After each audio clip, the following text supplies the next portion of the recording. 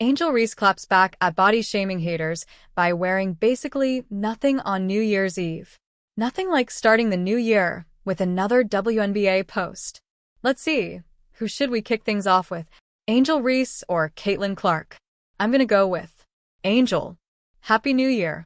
Look, there's a ton going on right now between the sports world and the regular, way more miserable world, so I didn't plan on pumping out an Angel Reese blog today.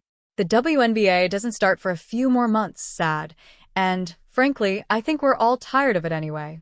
That being said, when Angel defies all the haters by wearing basically nothing on New Year's Eve, it's news. It's my job to report the news. So, here's the news. Take this, haters. Angel Reese is ready to roll in 2025. A lot going on here if you ask me. Angel Reese and the sexualization of Angel Reese has been a hot topic in these spaces for years now. And it's mainly because Angel complained last April that people sexualize her too much. True story. See? Told you.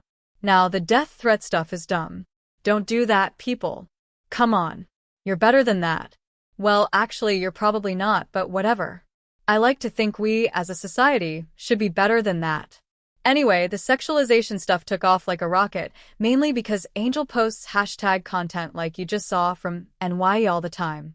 Not to mention the fact that she posed for SI swimsuit last year. Yeah, I mean, tough to argue sexualization when you're pumping out content like that. Anyway, it appears Angel has stopped caring what all the haters say about her body, and she's officially taken the gloves off for 2025. Oh, you want to critique and analyze every single one of my posts? Fine. Analyze this, losers. It's a new year and a new Angel Reese. Can't wait for some WNBA action here in a few months. 5 most valuable WNBA franchises. Sue Bird gets richer. No Indiana Fever, but Angel Reese's Chicago Sky make a surprise entry. When we say the WNBA is rising, we're not just talking about the popularity and record-breaking attendance. We're talking about serious cash, like billion-dollar cash. The league's total valuation has hit a whopping $1.16 billion, and it's only going up from here. In fact, 5 WNBA teams just landed spots on Sportico's list of the most valuable women's sports franchises. When we say the WNBA is rising, we're not just talking about the popularity and record-breaking attendance. We're talking about serious cash, like billion-dollar cash. The league's total valuation has hit a whopping $1.16 billion, and it's only going up from here. In fact, 5 WNBA teams just landed spots on Sportico's list of the most valuable women's sports franchises. WNBA isn't alone here. Other top franchises include women's soccer powerhouses like Angel City FC, Kansas City Current, and San Diego Wave FC. Let's dive into the stories behind these trailblazing WNBA teams. Naismith awardees Caitlin Clark and Shaquille O'Neal's shared new honor could bother Angel Reese. Sitting pretty at 3rd overall with a valuation of $140 million, the Las Vegas Aces are the WNBA's crown jewels. They raked in $17.8 million in revenue last year, thanks to their back-to-back championships in 2022 and 2023. The Aces sold out their entire season ticket packages, 8,600 of them, before the 2024 season even tipped off. Owner Mark Davis, the same guy behind the Raiders, has turned this team into a goldmine. Fun fact is that when MGM Resorts sold the franchise in 2021, its value skyrocketed by a jaw-dropping 6,900% under Davis's ownership.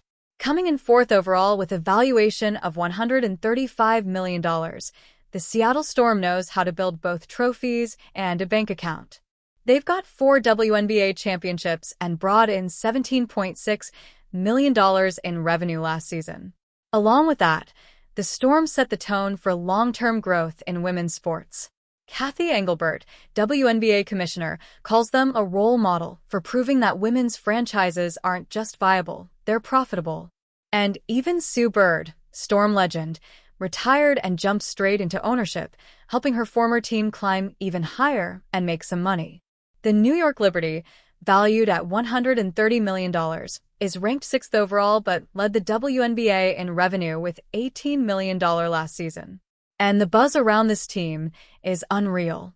Their matchup against the Indiana Fever, featuring Caitlin Clark, shattered WNBA records with $2 million in ticket sales and a sellout crowd of 17,735 fans.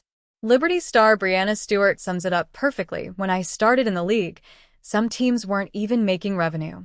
It's a long time coming, but we're not satisfied. So, that means they know there's still a lot to come. Then, at 8th overall, the Phoenix Mercury clocked in with $105 million in valuation and $15 million in revenue. But what really sets them apart is their innovative partnerships. This year, they sealed a historic jersey patch deal with Cleveland Avenue, a venture capital firm.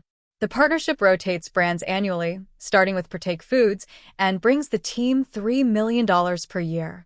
Tied at number 9 is Chicago Sky, which came as a surprise to many. Even before drafting Angel Reese and Camila Cardoso, they were already pulling in $12.5 million in revenue, and now they're valued at $95 million.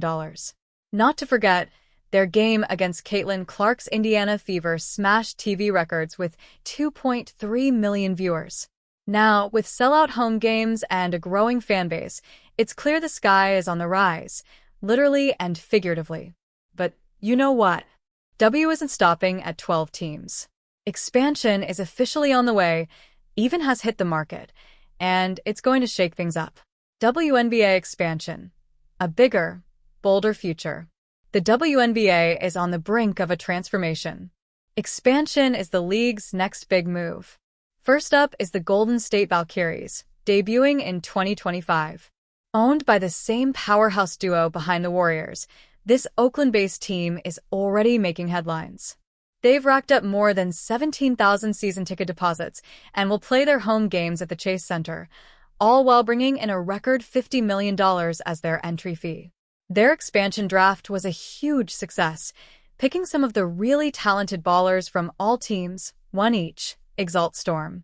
In 2026, the W is going international with its first Canadian franchise in Toronto. This team, valued at $115 million, will call the Coca-Cola Coliseum home but will also take their talents to the iconic Scotiabank Arena for select games. At the same time, Portland will re-enter the league with a $125 million franchise. Playing at the Moda Center, they're bringing the city back into the WNBA fold after 2 decades. Talking about the expansion, the president said, "Just a few years ago, we were surviving. Now we're going from survive to thrive. We want to do it at the appropriate time." So, needless to say, that's not all. By 2028, the league aims to expand to 16 teams, with cities like Kansas City, Denver, and St. Louis all vying for a spot. With each edition, the WNBA isn't just adding teams. It's setting the stage for a future where women's basketball/sports will become household talk and the business world alike.